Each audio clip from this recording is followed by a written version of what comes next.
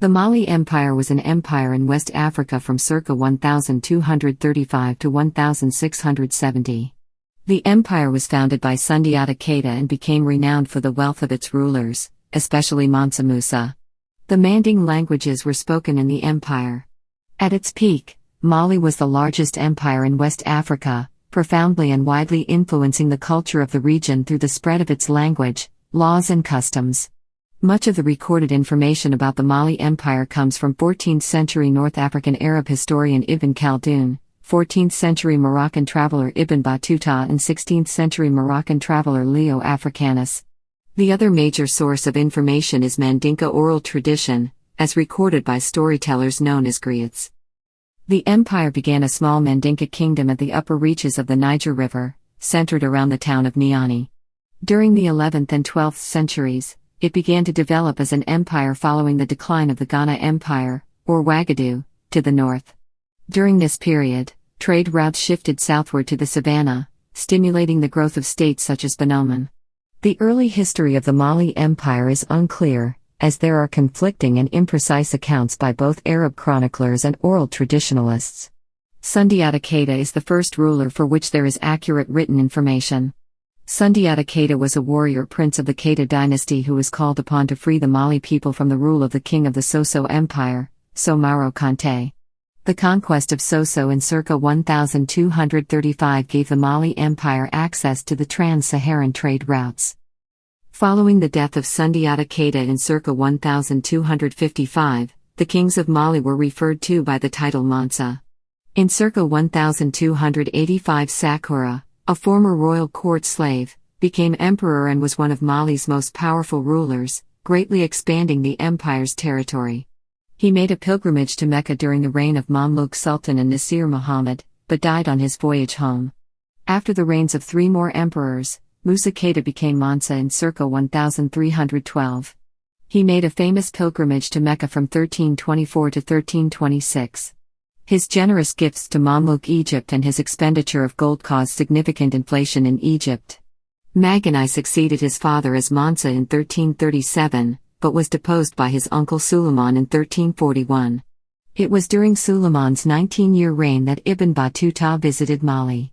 Suleiman's death marked the end of Mali's golden age and the beginning of a slow decline. It is known from the Tariq al-Sudan that Mali was still a sizable state in the 15th century.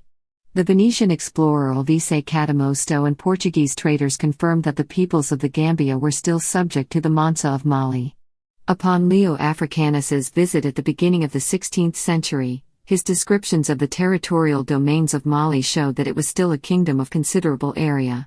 However, from 1507 onwards neighboring states such as Diara, Great Fulo and the Songhi Empire chipped away at the outer borders of Mali.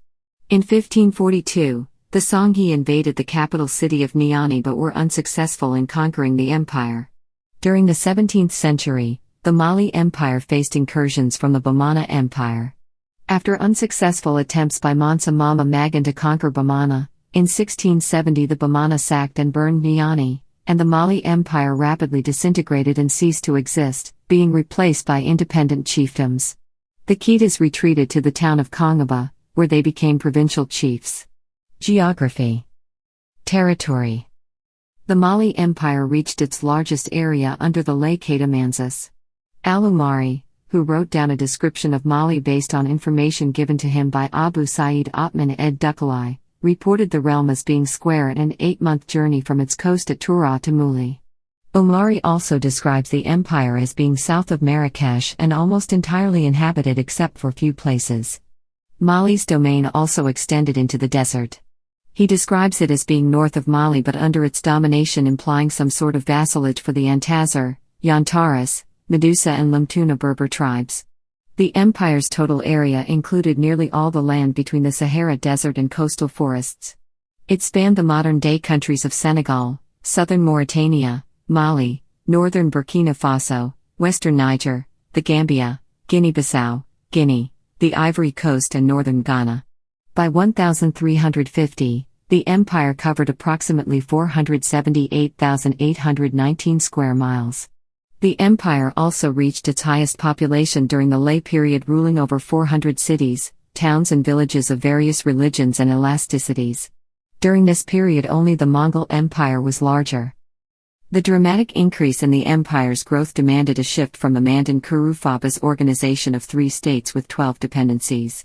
This model was scrapped by the time of Mansa Musa's Hajj to Egypt. According to Alumari, who interviewed a Berber that had lived in the capital for 35 years, there were 14 provinces.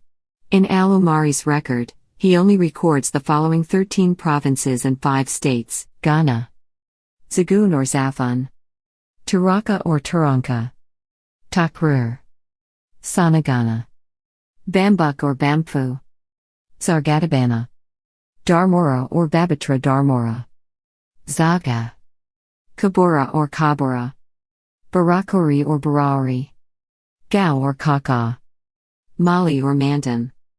Capital debate. The identity of the capital city of the Mali Empire is a matter of dispute among historians. Scholars have located the capital in Niani, or somewhere on the Niger, or proposed that it changed several times, that there was no true capital, or even that it lay as far afield as the Upper Gambia River in modern-day Senegal. Seemingly contradictory reports written by Arab visitors, a lack of definitive archaeological evidence, and the diversity of oral traditions all contribute to this uncertainty. A particular challenge lies in interpreting early Arabic manuscripts, in which, without vowel markings and diacritics, foreign names can be read in numerous different ways. Ibn Battuta and Leo Africanus both call the capital Mali. Early European writers such as Maurice Delafosse believed that Niani, a city on what is now the border between Guinea and Mali, was the capital for most of the empire's history, and this notion has taken hold in the popular imagination. Jibril Tamsir Nian, a Guinean historian, has been a forceful advocate of this position in recent decades. The identification of Niani as imperial capital is rooted in an interpretation of the Arab traveler al-Umari's work, as well as some oral histories. Extensive archaeological digs have shown that the area was an important trade and manufacturing center in the 15th century, but no firm evidence of royal residence has come to light. Niani's reputation as an imperial capital may derive from its importance in the late imperial period, when the Songhay Empire to the northeast pushed Mali back to the Manding heartland. Several 21st-century historians have firmly rejected Niani as a capital candidate based on a lack of archaeological evidence of significant trade activity, clearly described by Arab visitors, particularly during the 14th century, Mali's Golden Age. Various sources cite several other cities as capitals of the Mali Empire, some in competition with the Niani hypothesis and others addressing different time periods. A city called Diaraba or Dioliba is sometimes mentioned as the capital or main urban center of the province of Mande in the years before Sundiata, that was later abandoned. Many oral histories point to a town called Dakajalan as the original home of the Keita clan and Sundiata's childhood home and base of operations during the war against the Soso. It may have been located close to modern Kongaba. Mande bards in the region speak of the Dakajalan site, containing Sundiata's grave, as sacrosanct. Kongaba became the last refuge of the Keita royal family after the collapse of the Mali Empire, and so has for centuries been associated with Sundiata in the cultural imagination of Mande peoples. If Dakajalan was, in fact, situated near Kongaba, this may have also have contributed to their conflation, beginning with Delafosse's speculation that the latter may have begun as a suburb of the former. According to Jules Vidal and Lev Sion, citing oral histories from Kongaba and Kela, another one-time capital was Manakura or Malikura, founded after the destruction of Niani. Parallel to this debate, many scholars have argued that the Mali Empire may not have had a permanent capital in the sense that the word is used today, and historically was used in the Mediterranean world. Rather, authority would rest with the Mansa and his court, wherever he went. Therefore, Arabic visitors may have assigned the capital label merely to whatever major city the Mansa was based out of at the time of their visit. History. Pre-imperial Mali. The rock art in the Sahara suggests that northern Mali has been inhabited since 10,000 BC, when the Sahara was fertile and rich in wildlife. By 300 BC, large organized settlements had developed, most notable near Djenné, one of West Africa's oldest cities. By the 6th century AD, the lucrative trans-Saharan trade in gold, salt and slaves had begun, facilitating the rise of West Africa's great empires. There are a few references to Mali in early written literature. Among these are references to Pen and Malal in the work of al-Bakri in 1068, the story of the conversion of an early ruler, known to Ibn Khaldun as Barmandana, and a few geographical details in the work of al-Idrisi. In the 1960s, archaeological work at Niani village, reputed to be the capital of the Mali Empire, by Polish and Guinean archaeologists revealed the remains of a substantial town dating back as far as the 6th century. Modern oral traditions also related that the Mandinka kingdoms of Mali or Mandan had already existed several centuries before Sundiata's unification as a small state just to the south of the Sonic Empire of Ouagadougou, better known as the Ghana Empire. This area was composed of mountains, savanna and forest, providing ideal protection and resources for the population of hunters. Those not living in the mountains formed small city-states such as Torin, Kaba and Niani. Through the oral tradition of griots, the Keita dynasty, from which nearly every Mali emperor came, claims to trace its lineage back to Lalo, one of the sons of Bilal, the faithful muezzin of Islam's Prophet Muhammad, who was said to have migrated into Mali, and his descendants established the ruling Keita dynasty through Magan Khan Fatah, father of Sundiata Keita. It was common practice during the Middle Ages for both Christian and Muslim rulers to tie their bloodline back to a pivotal figure in their faith's history, so the lineage of the Keita dynasty may be dubious at best, yet African Muslim scholars like the London-based Nigerian-British cleric Sheikh Abu Abdullah Adelabu have laid claim of divine attainments to the reign of Mansa Musa. In Islamic history and its science, stories of Old Mali Empire and significance of Mansa Musa by ancient Muslim historians like Shihab al-Umari, documenting histories of African legendaries like Mansa Kankan Musa did actually exist in early Arabic sources about West African history, including works of the author of Sub al-Aisha, one of the final expressions of the genre of Arabic administrative literature, Ahmad al-Kalkashandi, Egyptian writer, mathematician and scribe of the scroll, and then the Mahmud Pujansari in Cairo, as well as by the author of Kitab al-Musalik wa al-Mamala, Abu Ubaid al-Bakri, an Arab Andalusian Muslim geographer and historian emboldened Keita dynasty, wrote Adelabu. In his attempt to justify the importance of the Keita and their civilization in early Arabic literatures, Adelabu, the head of Oxford Africa in London, coined the Arabic derivatives --kwy of the word Keita, which in Arabicized Mandingo language Allah Kaiya, meaning Allah creates all, as a favorable motto of reflection for Bilal ibn Rabah, one of the most trusted and loyal Sahaba of the Islamic Prophet Muhammad, whom he described as a tall, dark, and with African feature and bushy hair pious man who overcame slavery, racism and socio-political obstacles in Arabia to achieve a lofty status in this world and in the hereafter. The Manding region. The history of the Mandinka started in Manding/Mandan region. This region straddles the border between what is now southern Mali and northeastern Guinea. Hunters from the Ghana Empire, particularly mythical ancestors Contrin and Sanin, founded Manding and the Malinke and Bambaras hunter brotherhood. The area was famous as a hunting ground for the large amount of game that it sheltered, as well as its dense vegetation. The Kamara are said to be the first family to have lived in Manding, after having left, due to the drought, Oualeta, a region of Ouagadougou, in the southeast of present-day Mauritania. They founded the first village of the Manding, Kiraroni, then Kirina, Sibi, Keita. A very large number of families that make up the Mandinka community were born in Manding. The Kongaba province. During the height of Sundiata's power, the land of Mandan became one of its provinces. The Mandan city-state of Kaba served as the capital and name of this province. From at least the beginning of the 11th century, Mandinka kings known as Famas ruled Mandan from Kaba in the name of the Ghanas. The two kingdoms.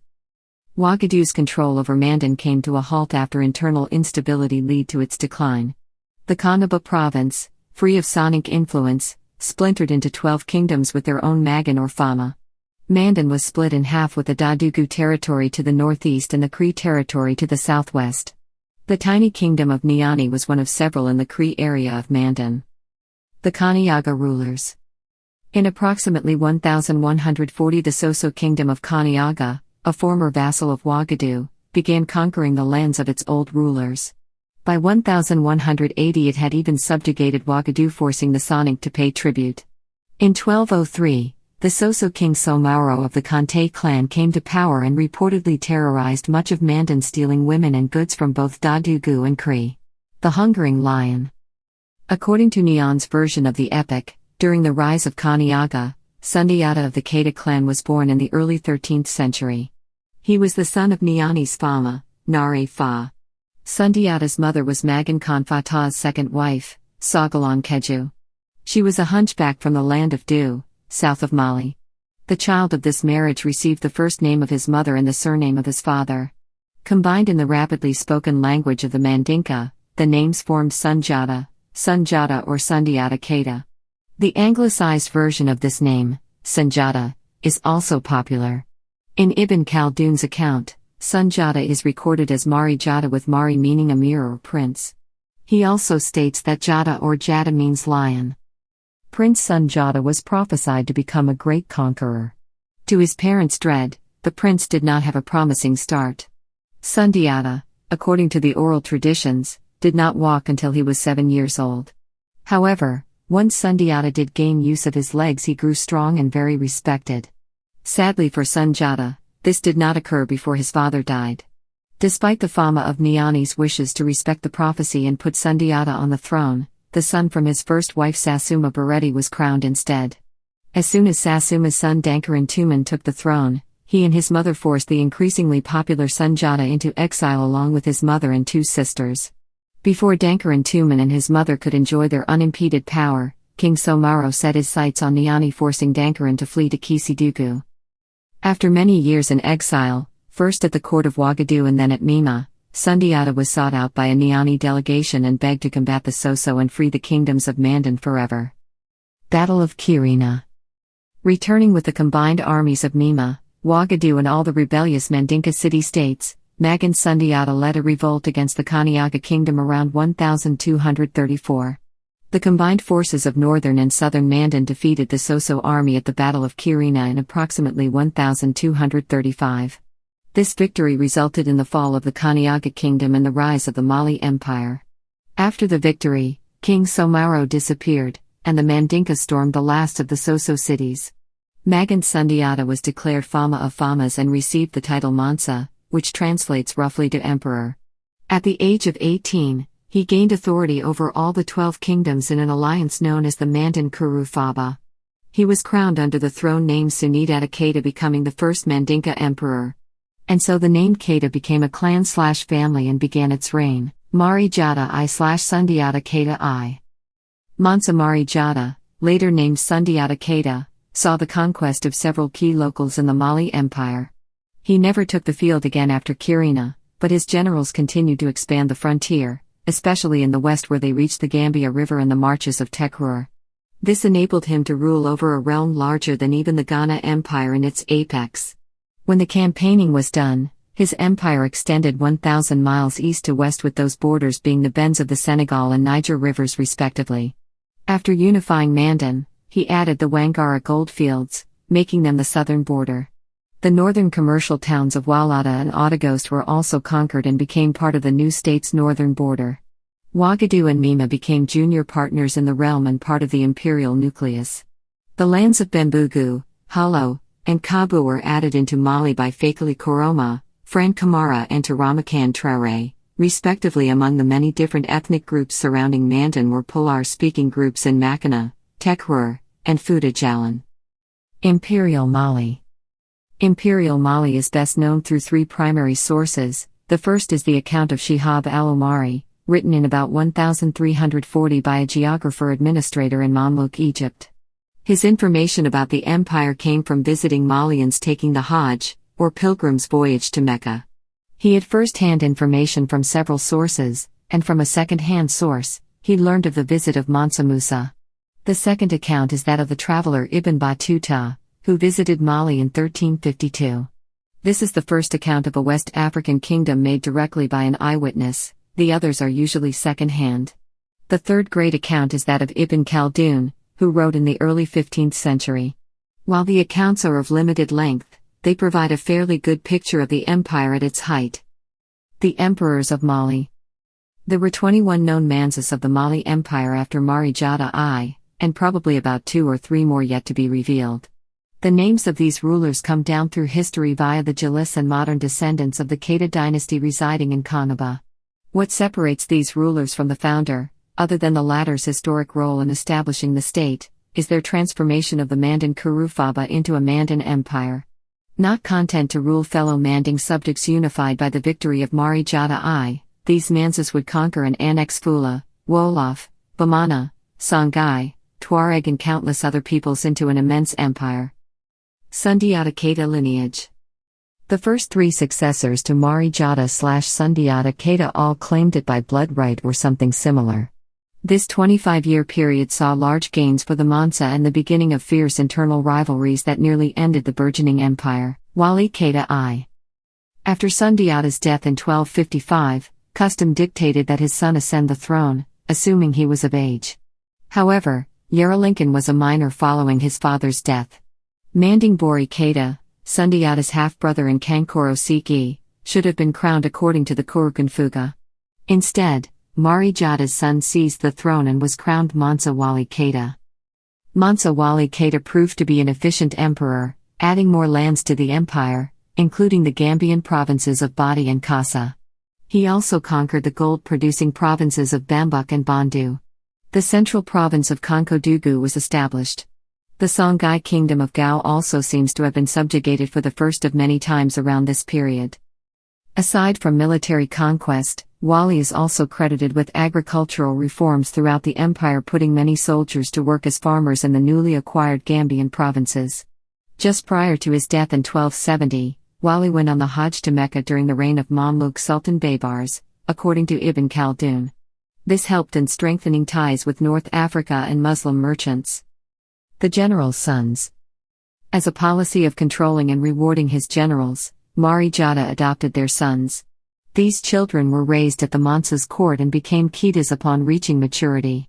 Seeing the throne as their right, two adopted sons of Mari Jata waged a devastating war against one another that threatened to destroy what the first two Mansas had built. The first son to gain the throne was Mansa Wadi Keita in 1270. He reigned for 4 years, spending lavishly and ruling cruelly, according to the Jalis. Upon his death in 1274, the other adopted son seized the throne. Mansa Khalifa Keita is remembered as even worse than Wadi Keita. According to the Jalis, he governed just as badly, was insane and fired arrows from the roof of his palace at passers-by.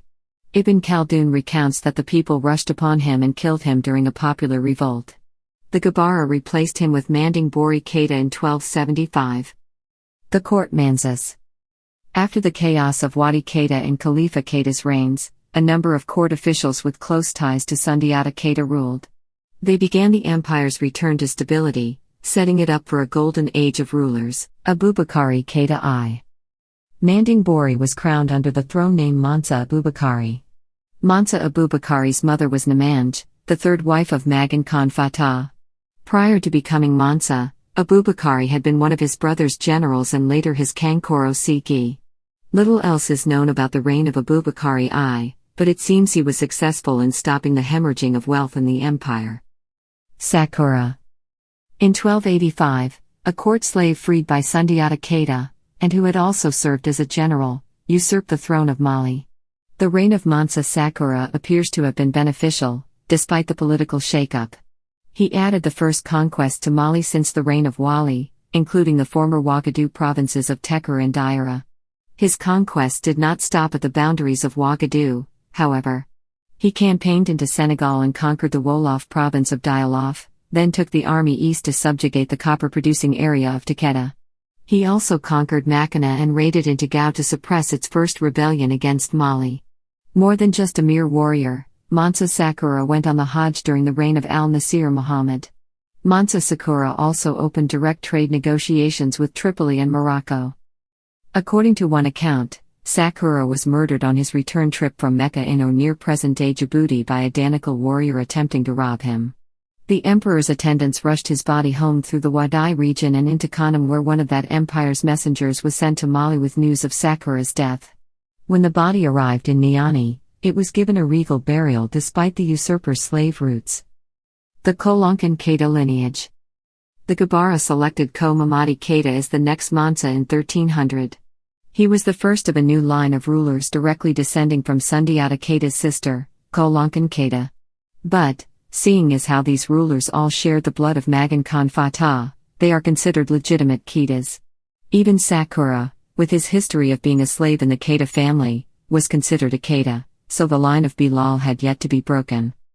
It is during the Kolankan Keita lineage that the defining characteristics of Golden Age Mali begin to appear. By maintaining the developments of Sakura and Abubakari Keita I, the Kolankan Keita Manzas steered Mali safely into its apex. The Gao Manzas. Ko Mamadi Keita was crowned Mansa Gao Keita and ruled over a successful empire without any recorded crises. His son, Mansa Muhammad ibn Gao Keita, ascended the throne 5 years later and continued the stability of the Kolankan Keita line, Abubakari Keita II. The last Kolankan ruler, Bada Manding Bori Keita, was crowned Mansa Abubakari Keita II in 1310. He continued the non-militant style of rule that characterized Gao and Muhammad ibn Gao Keita but was interested in the empire's western sea. According to an account given by Mansa Musa Keita I, who during the reign of Abubakari Keita II served as the Mansa's Kankoro Sigi, Mali sent 2 expeditions into the Atlantic Ocean. Mansa Abubakari Keita II left Musa Keita as regent of the empire, demonstrating the stability of this period in Mali, and departed with the second expedition, commanding some 2,000 ships equipped with both oars and sails in 1311. Neither the emperor nor any of the ships returned to Mali. Modern historians and scientists are skeptical about the success of either voyage, but the account of these happenings is preserved in both written North African records and the oral records of Mali's Chilis. The Lay Keita lineage. Abubakari Keita II's 1312 abdication, the only recorded one in the empire's history, marked the beginning of a new lineage descended from Faga Lay Keita. Faga Lay Keita was the son of Abubakari Keita I. Unlike his father, Faga Lay Keita never took the throne of Mali. However, his line would produce 7 Manzas who reigned during the height of Mali's power and toward the beginning of its decline. Musa Keita I. The first ruler from the Lay lineage was Kankan Musa Keita, also known as Mansa Musa. After an entire year without word from Abubakari Keita II, he was crowned Mansa Musa Keita. Mansa Musa Keita was one of the first truly devout Muslims to lead the Mali Empire. He attempted to make Islam the faith of the nobility, but kept to the imperial tradition of not forcing it on the populace. He also made Eid celebrations at the end of Ramadan a national ceremony. He could read and write Arabic and took an interest in the scholarly city of Timbuktu, which he peaceably annexed in 1324. Via one of the royal ladies of his court, Musa transformed Sankor from an informal madrasa into an Islamic university. Islamic studies flourished thereafter. Mansa Musa Keita's crowning achievement was his famous pilgrimage to Mecca, which started in 1324 and concluded with his return in 1326. Accounts of how many people and how much gold he spent vary. All of them agree that he took a very large group of people. The Mansa kept a personal guard of some 500 men, and he gave out so many alms and bought so many things that the value of gold in Egypt and Arabia depreciated for 12 years.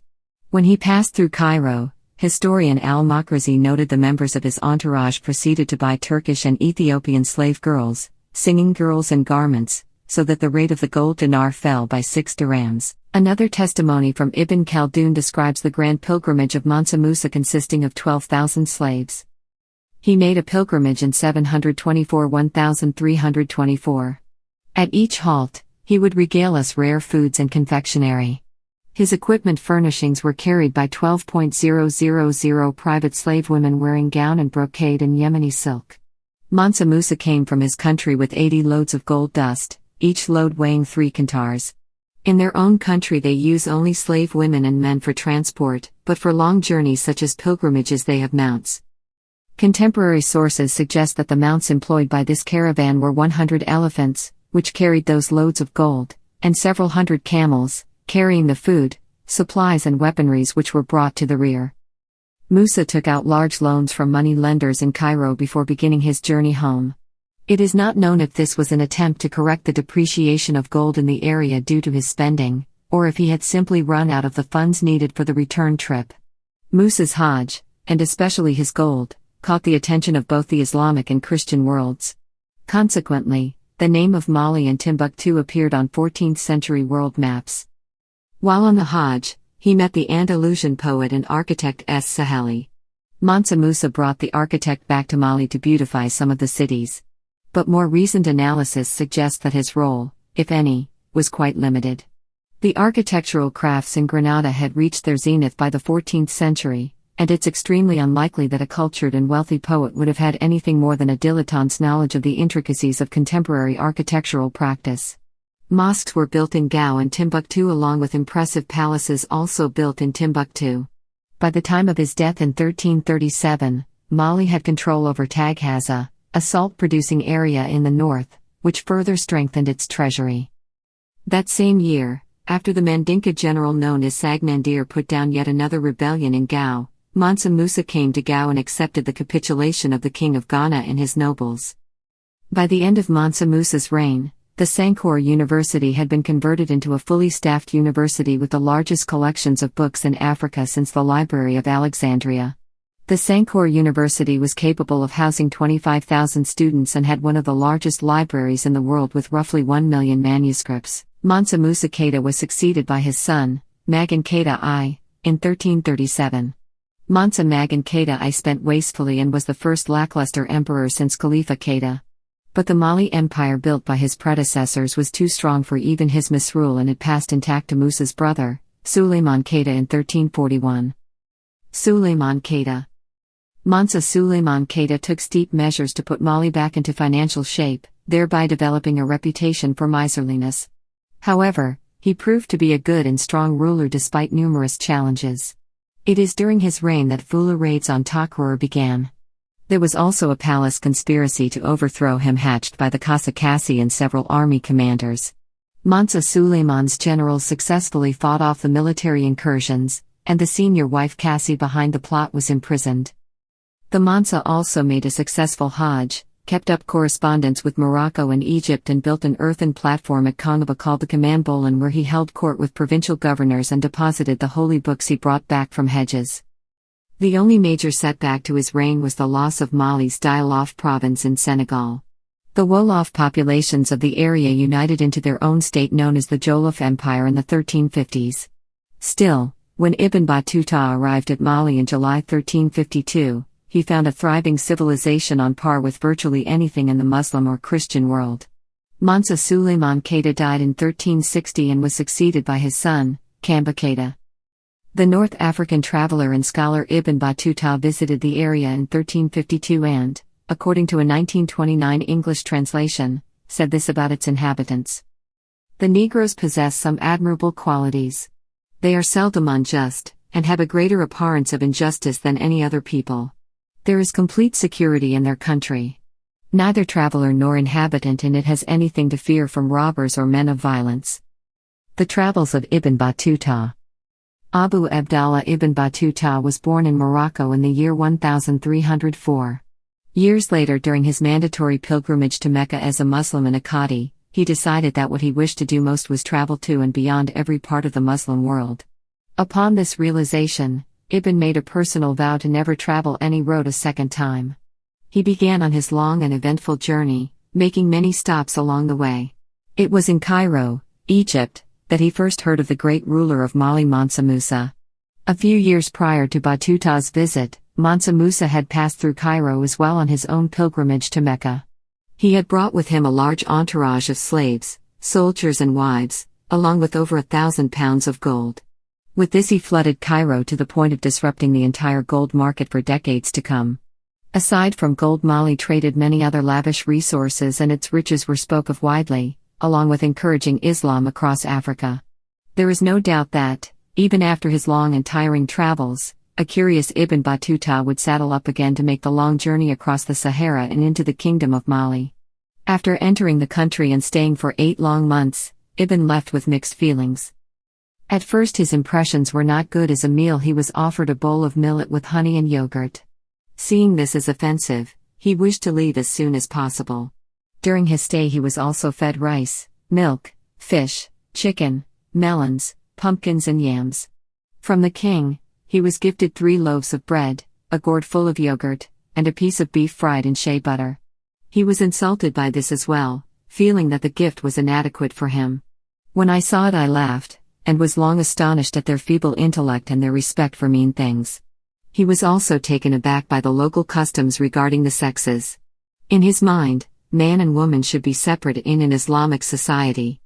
Here the sexes were friends, spent time with one another and were agreeable. Upon his disapproval he was told that their relations were a part of good manners, and that there would be no suspicion attached to it.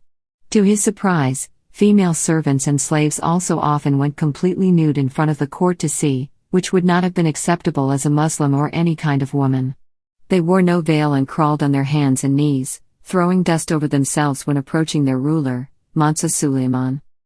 Mansa Suleiman was the younger brother of Mansa Musa who took reign after he died. The public ceremony he attended was strange to him but grand, as he observed from the audience. Has a lofty pavilion, where he sits most of the time. There came forth from the gate of the palace about 300 slaves, some carrying in their hands bows and others having in their hands short lances and shields. Then 2 saddled and bridled horses are brought, with 2 rams which, they say, are effective against the evil eye. The interpreter stands at the gate of the council place wearing fine garments of silk, and on his head a turban with fringes which they have a novel way of winding. The troops, governors, young men, slaves, and others sit outside the council place in a broad street where there are trees. Anyone who wishes to address the Sultan addresses the interpreter and the interpreter addresses a man standing and that man standing addresses the Sultan. While he had his grievances, there were parts of Mali that Ibn Battuta found to be exceptional. For one, the safety in the streets of Mali went unmatched. The city was very secure with many guards and it was said that no man walked afraid in the streets of Mali. The people also held justice to a very high standard and that was notable for Ibn. Most importantly, he was impressed with the people's devotion to Islam. There were mosques there that people visited regularly, and they always prayed on Friday, the holy prayer day established by Mansa Musa for Muslims. The citizens wished to learn more about the Islamic faith and seemed to be very involved with the teaching of the Quran. Although many had converted and had a zeal for Islam, there were many common people who still held on to their traditional African religions. Mansa Suleiman had to appease these people as well, which is something that Ibn may not have considered and viewed as an insult to Islam. In the end, Suleiman attempted to appease him by giving him a house to stay at and an allowance as well. Upon his departure, Ibn left with 100 mithqals of gold and diverse feelings towards the kingdom of Mali. Modern Mali. Where the Empire of Mali reigned covered the modern-day areas of Mali, Mauritania, Senegal, Gambia, and Guinea, along with small regions of the Ivory Coast, Burkina Faso, and Niger. For the most part Mali is covered, with the rest just having areas of the ancient empire cross into their borders. After a series of unsuccessful successions and exchanges of power and changes of ruler, the Empire of Mali was weakened greatly. As a result of these issues a civil war erupted upon the kingdom which further incapacitated Old Mali. Because of the war going on, trade was disrupted. Trade was a huge reason that the empire was thriving economically, and so its disruption led to a direct collapse of the empire entirely. Mari Jata Keita II. After a mere 9 months of rule, Mansa Kamba Keita was deposed by one of Magan Keita I's 3 sons. Konko Dugu Kamisa Keita, named for the province he once governed, was crowned as Mansa Mari Jata Keita II in 1360. He ruled oppressively and nearly bankrupted Mali with his lavish spending. He did, however, maintain contacts with Morocco, sending a giraffe to King Abu Hassan. Mansa Mari Jata Keita II became seriously ill in 1372, and power moved into the hands of his ministers until his death in 1374. Musa Keita II. The reign of Mari Jata Keita II was ruinous and left the empire in bad financial shape, but the empire itself passed intact to the dead emperor's brother.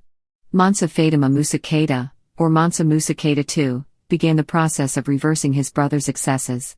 He did not, however, hold the power of previous Mansas because of the influence of his Kankoro Sigi Mari Jata, who had no relation to the Keita clan, essentially ran the empire in Musa Keita II's stead.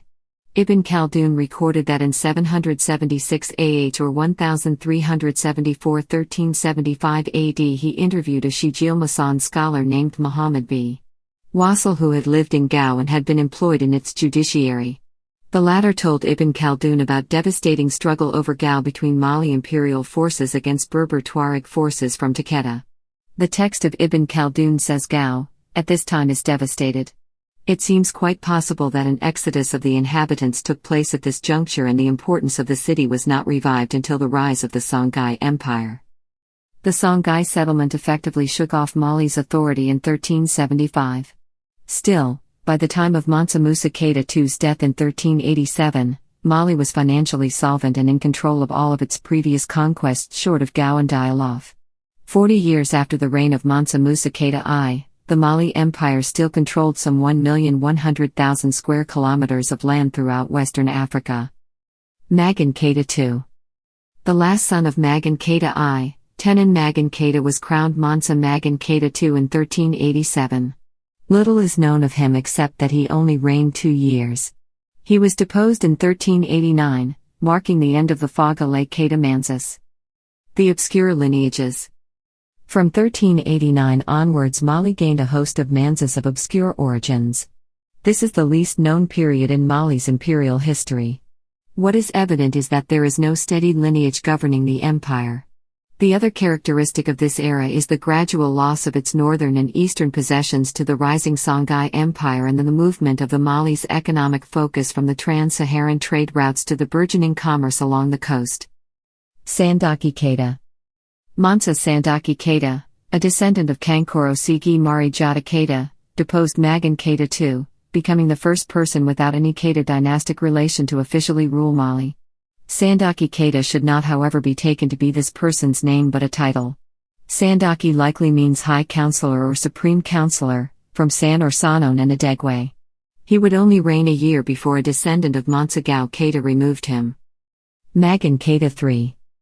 Mahmud Keita, possibly a grandchild or great-grandchild of Mansa Gao Keita, was crowned Mansa Magan Keita III in 1390. During his reign, the Mossi Emperor Bonga of Yatenga raided into Mali and plundered Makana. Emperor Bonga did not appear to hold the area, and it stayed within the Mali Empire after Magan Keita III's death in 1400, Musa Keita III. In the early 15th century, Mali was still powerful enough to conquer and settle new areas. One of these was Diama, an area south of Niani populated by Fula Wasalunk. 2 noble brothers from Niani, of unknown lineage, went to Diama with an army and drove out the Fula Wasalunk. The oldest brother, Saraban Jugu Keita, was crowned Mansa Fomd or Mansa Musa Keita III. His reign saw the first in a string of many great losses to Mali. In 1430, the Tuaregs seized Timbuktu. 3 years later, Walata also fell into their hands. Wali Keita II. Following Musa Keita III's death, his brother Ber Keita became emperor in the mid-15th century. Ber Keita was crowned Mansa Wali Keita II and ruled during the period of Mali's contact with Portugal. In the 1450s, Portugal began sending raiding parties along the Gambian coast. The Gambia was still firmly in Mali's control, and these raiding expeditions met with disastrous fates before Portugal's Diogo Gomes began formal relations with Mali via its remaining Wolof subjects.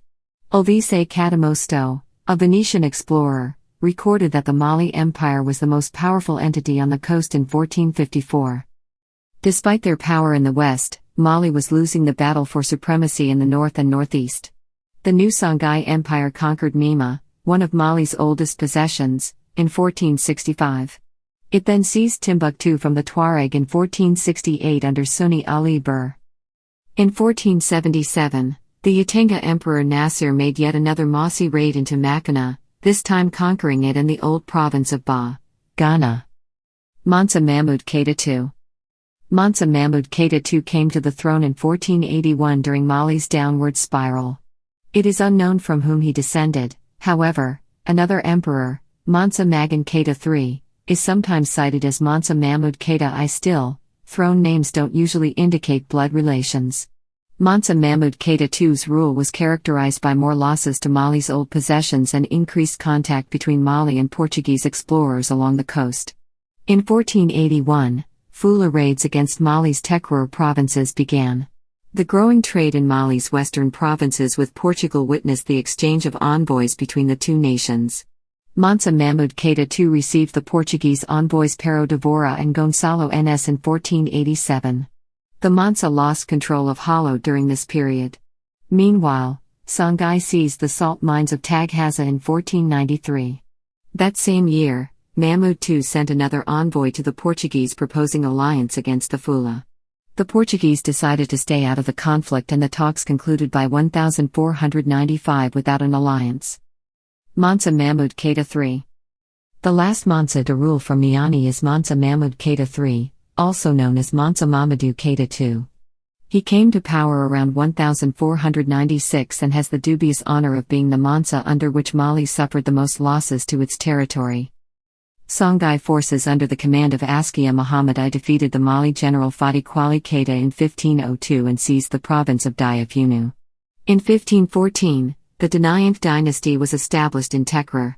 It wasn't long before the new kingdom of Great Fulo was warring against Mali's remaining provinces. Additionally, the Songhai Empire seized the copper mines of Takeda. In 1534, Mahmud Keita III received another Portuguese envoy to the Mali court by the name of Pero Fernandes.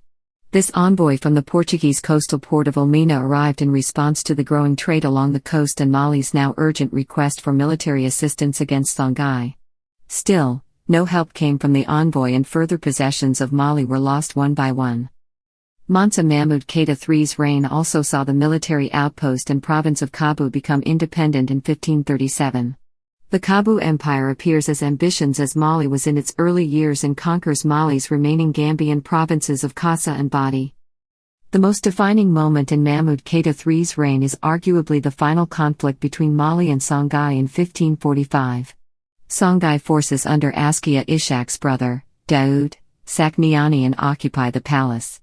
Mansa Mahmud Keita III is forced to flee Niani for the mountains. Within a week, he regroups with his forces and launches a successful counterattack forcing the Songhai out of Mandan proper for good. The Songhai Empire keeps Mali's ambitions in check, but never fully conquers the empire, their former masters. After liberating the capital, Mahmud Keita II abandons it for a new residence further north. Still, there is no end to Mali's troubles. In 1559, the kingdom of Futa Toro succeeds in taking Takrur. This defeat reduces Mali to Mandan proper with control extending only as far as Keita in the west, Kongaba in the north, the Niger River Bend in the east and Karusa in the south, late Imperial Mali. Mansa Mahmud III's reign ended around 1559. There seems to have been either a vacancy or unknown ruler between 1559 and the start of the last Mansa's reign. A vacancy or rule by a court official seems the most likely, since the next ruler takes the name of Mahmud IV. By 1560, the once powerful empire was not much more than the core of the Mandan Kuru Faba. The next notable Mansa, Mahmud IV, doesn't appear in any records until the end of the 16th century. However, he seems to have the distinction of being the last ruler of a unified Mandan. His descendants are blamed for the breakup of the Mandan Kuru Faba into north, central and southern realms. Mansa Mahmud Keita IV. Mansa Mahmud Keita IV was the last emperor of Mandan according to the Tariq al-Sudan. It states that he launched an attack on the city of Jenne in 1599 with Fulani allies, hoping to take advantage of Songhai's defeat. Moroccan fusiliers, deployed from Timbuktu, met them in battle, exposing Mali to the same technology that had destroyed Songhai. Despite heavy losses, the Mansa's army was not deterred and nearly carried the day. However, the army inside Jenne intervened, forcing Mansa Mahmud Keita IV and his army to retreat to Kongaba. Collapse. The Mansa's defeat actually won Sundiata Keita the respect of Morocco, and may have saved it from Songhai's fate. It would be the Mandinka themselves that would cause the final destruction of the empire. Around 1610, Mahmud Keita IV died. Oral tradition states that he had 3 sons who fought over Mandan's remains. No single Keita ever ruled Mandan after Mahmud Keita IV's death, resulting in the end of the Mali Empire. Mandan divided. The old core of the empire was divided into 3 spheres of influence. Kongaba, the de facto capital of Mandan since the time of the last emperor, became the capital of the northern sphere. The Joma area, governed from Sigiri, controlled the central region, which encompassed Niani. Hamana, southwest of Joma, became the southern sphere, with its capital at Karusa in modern Guinea. Each ruler used the title of Mansa, but their authority only extended as far as their own sphere of influence.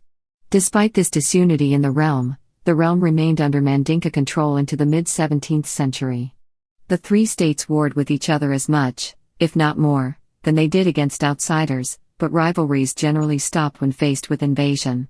This trend would continue into colonial times against two cooler enemies from the west, the Bamana Jihad. Then, in 1630, the Bamana of Janneh declared their version of holy war on all Muslim powers in present-day Mali. They targeted Moroccan pashas still in Timbuktu and the Manzas of Mandan. In 1645, the Bamana attacked Mandan, seizing both banks of the Niger right up to Niani. This campaign gutted Mandan and destroyed any hope of the three Manzas cooperating to free their land. The only Mandinka power spared from the campaign was Kongaba. Sack of Niani. Mama Magan, Mansa of Kongaba, campaigned against the Bamana in 1667 and laid siege to Segu Koro for a reported 3 years. Segu, defended by Batoon Kalibali, successfully defended itself and Mama Magan was forced to withdraw. Either as a counterattack or simply the progression of pre-planned assaults against the remnants of Mali, the Bamana sacked and burned Niani in 1670. Their forces marched as far north as Kongaba, where the Mansa was obliged to make a peace with them, promising not to attack downstream of Mali. The Bamana, likewise, vowed not to advance farther upstream than Nyamena. Following this disastrous set of events, Mansa Mama Magan abandoned the capital of Niani.